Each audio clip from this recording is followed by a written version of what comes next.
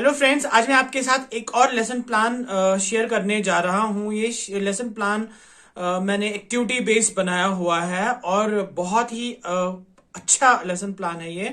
So hope आपको ये पसंद आएगा। तो शुरू करते हैं। तो ये हमारा आज का लेसन प्लान है जो मैंने डिजाइन किया हुआ है। मैंने एक बुक बनाई है, lesson plan book, white paper page से। मैंने इस पे ये बनाया है। तो हम जब बीएड करते थे तो वहां पे हमको लेसन प्लान बनाना सिखाते थे, तो वो टाइप का मैंने लेसन प्लान बनाया। होप आपको इससे बहुत फायदा मिलेगा। तो ये लेसन प्लान जो है वो मैंने 5th क्लास से लिया है। सब्जेक्ट मैंने इंग्लिश चुना है और टाइम ड्यूरेशन जो मेरा रहेगा वो 40 मिनट्स का रहेगा। डेट अकॉर्डिंगली आप लिख सकते हैं। और टॉपिक मैंने जो चूज किया हुआ है, हमारा जो tulip series English text book है, वहां से मैंने एक टॉपिक लिया हुआ है पेपर बोट्स। पेपर बोट्स जो है वो एक पोइम है, तो बहुत ही ब्यूटीफुल पोइम है। यहां से मैंने ये टॉपिक लिया हुआ है और यहाँ पे मैंने लिखे हैं जनरल ऑब्जेक्टिव्स। जनरल ऑब्जेक्टिव्स में मैंने लिखे हैं, वहां पे बीएड में भी हमको बताया जाता था जनरल ऑब्जेक्टिव्स और स्पेसिफिक ऑब्जेक्टिव्स, तो दोनों में ऑब्जेक्टिव्स मैंने लिए हैं। यहाँ पे मैंने लिखा है after completion of the chapter students will be able to sing rhyme और पोइम, ओके। और after the completion of the chapter students will be able to make paper boats. Paper boats भी वो बनाएंगे। ये मैंने जनरल ऑब्जेक्टिव्स में लिखे हैं और स्पेसिफिक ऑब्जेक्टिव्स मैंने लिए 3।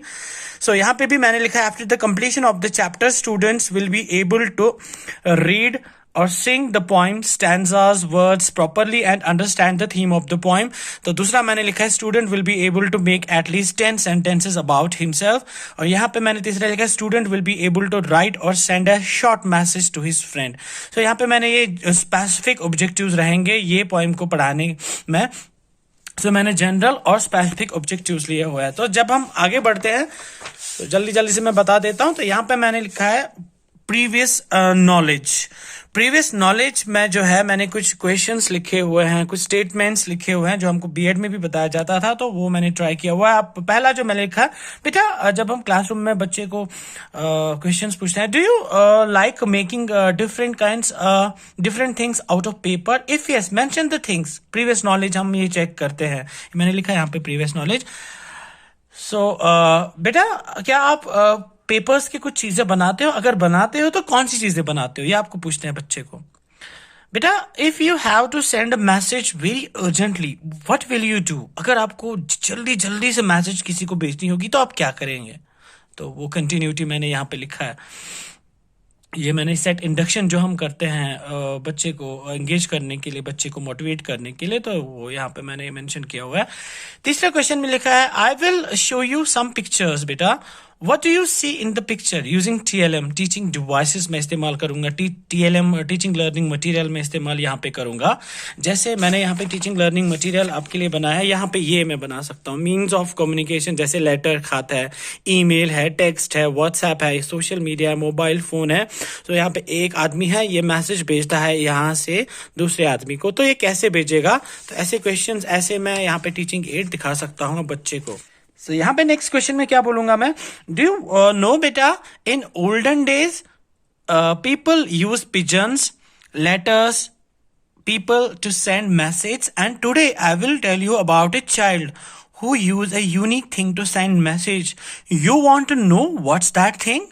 चिल्ड्रन बोलेंगे yes sir we want to know. तो यहाँ पे टीचर क्या करेगा, यहाँ पे टीचर टॉपिक को मेंशन करेगा। So dear students, today we will read a poem in which a child use paper boats to send a message.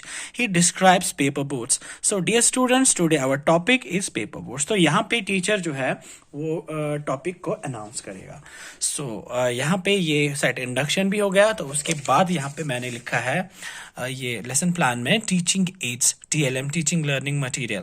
यहाँ पे भी हम लिखते हैं 2, दैट इज जनरल एड और स्पेसिफिक एड। जनरल एड में मैंने लिखा है व्हाइट बोर्ड या ब्लैक बोर्ड, वो तो होता ही क्लासरूम में, वो जनरल में आता है। मार्कर है, डस्टर है, पॉइंटर है, तो ये सारे जनरल एड्स में आते हैं। पर्टिकुलर एड, स्पेसिफिक एड क्या है, जो आपको ये लेसन पढ़ाने के लिए चाहिए।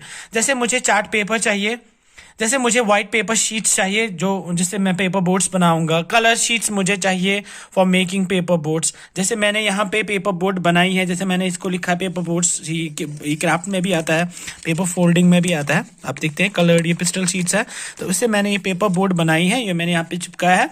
तो यहाँ पे जैसे कि तारिक मंजूर खान पुलवामा या अपना अपना एड्रेस लिख सकते हैं। सो यहाँ पे ये टीचिंग एड में इस्तेमाल करूंगा। तो उसके बाद जो है इंट्रोडक्शन, मैंने अभी आपको एक टीचिंग एड दिखाया भी है। सो ये चार्ट आप दिखा सकते हो बच्चे को। सो ये यहाँ पे मैंने चिपकाया है। सो यहाँ पे introduction, today we are going to read a beautiful poem written by Rabindranath Tagore. That's page number 80. So dear students, just open your books and today we will read about this beautiful poem, that's Paper Boats, written by Rabindranath Tagore. तो ये हमारा introduction part रहेगा। तो उसके बाद जो है, जैसे हम बीएड जो लेसन प्लान है उसमें हम प्रेजेंटेशन फिर कंटिन्यू करते थे। सो यहाँ पे प्रेजेंटेशन में मैंने लिखा है paper boats is a nice poem of Tagore taken from his collection. The poem is on a childhood experience. The child loved the worlds of playfulness and fun. Day by day, he floats paper boats down the running stream. He sends them with the intention that they would reach some distant lands. Out of curiosity, he writes his name and address on those boats. He hopes that somewhere someone will find them and know him. The child has always a deep sense of love. He wishes to present the unknown friend with valuable gifts.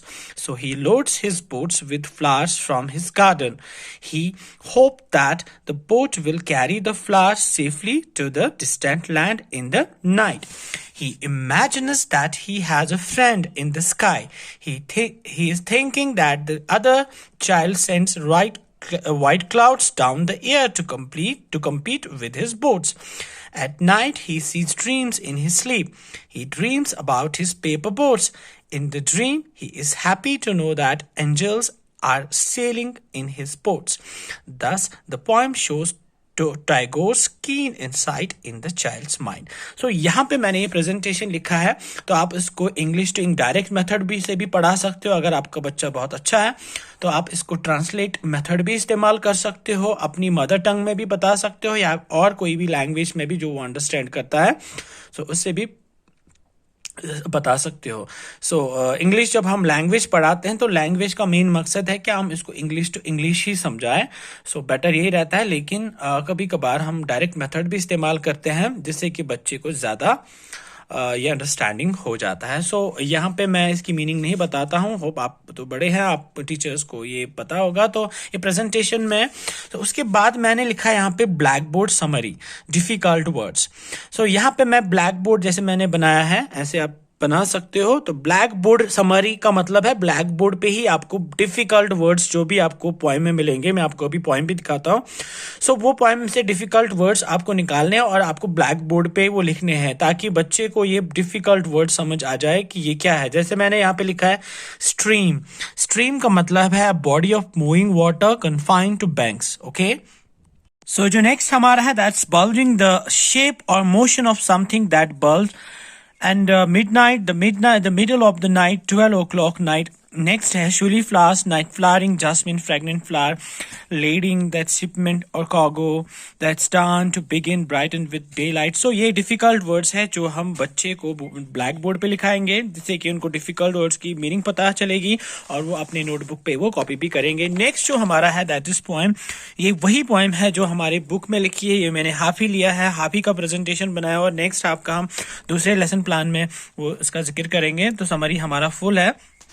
So मैं आपके लिए पढ़ूंगा। That's day by day I float my paper boats one by one down the running stream. In a black letters I write my name on them and the name of the village where I live. I hope that someone in some strange land will find them and I know who I am. I load my little boats with shuli flowers from our garden and hope that these plumes of the dawn will be carried safely to land in the night. I launch my paper boats and look up into the sky and see the little clouds setting their white bulging sails. So ये सारा poem जो है उसका summary जो है वो मैंने आपको अभी बताया है। तो वो बच्चे को आप डिफाइन कर सकते हो। तो बच्चा ये रिदम में भी पढ़ेगा, राइम में भी पढ़ेगा, स्टैंजा वाइज भी पढ़ेगा, तो उसको अकॉर्डिंगली इसके बारे में पता चल जाएगा। के बाद आप ये प्रेजेंटेशन देने के बाद यहाँ पे मैंने और कुछ टीचिंग लर्निंग मटेरियल का इस्तेमाल किया है, जैसे स्टिक पपेट्स का इस्तेमाल हम करते हैं। तो यहाँ पे बच्चों से ही आप ये बनाएंगे पेपर बोर्ड्स। तो बच्चे अपना अपना नाम लिखेंगे, जैसे यहाँ पे मुदस्सिर, यहाँ पे अरसलान, यहाँ पे आकिब, यहाँ पे आमिर। सो ये 4 बच्चे या 5 बच्चे या 10 बच्चे, जितने भी बच्चे आपके होंगे, एक एक बच्चा एक एक पेपर बोर्ड बनाएगा।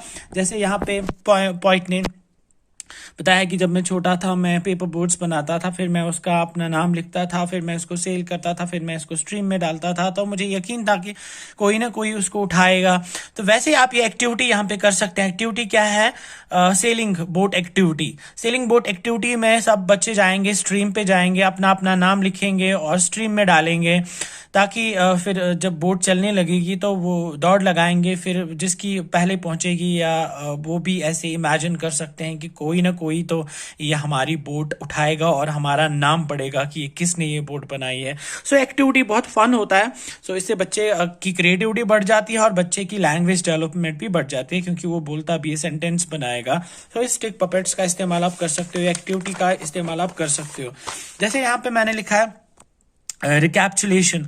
जब ये पोएम खत्म करने के बाद यहाँ पे teacher will have a quick recap of the chapter, और ये पढ़ेगा, ठीक है, पोएम, और ये इसका जल्दी जल्दी से समरी पढ़ेगा in few minutes to understand it more. तो उसके बाद है इवैल्यूएशन।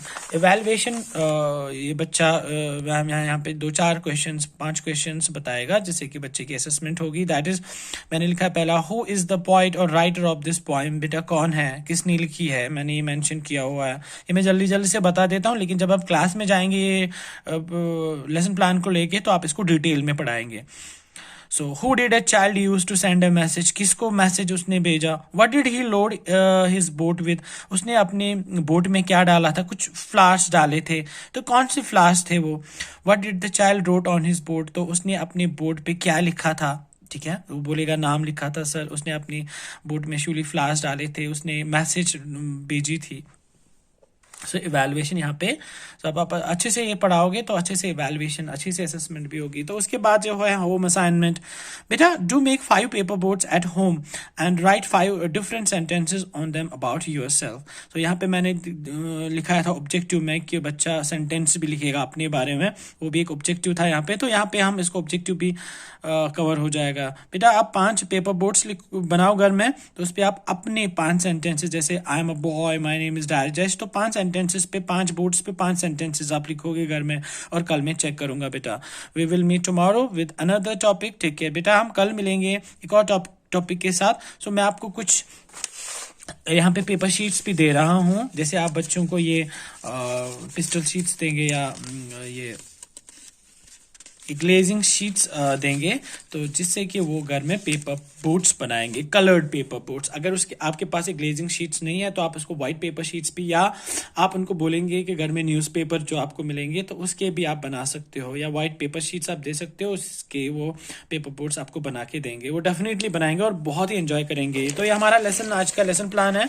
सो होप आपको ये लेसन प्लान पसंद आया होगा और आप ये बनाएंगे, आपको इससे हेल्प मिल जाएगी इंशाल्लाह। और मिलेंगे एक और लेसन प्लान के साथ। टिल देन अपना ख्याल रखें। अल्लाह हाफिज, टेक केयर, बाय।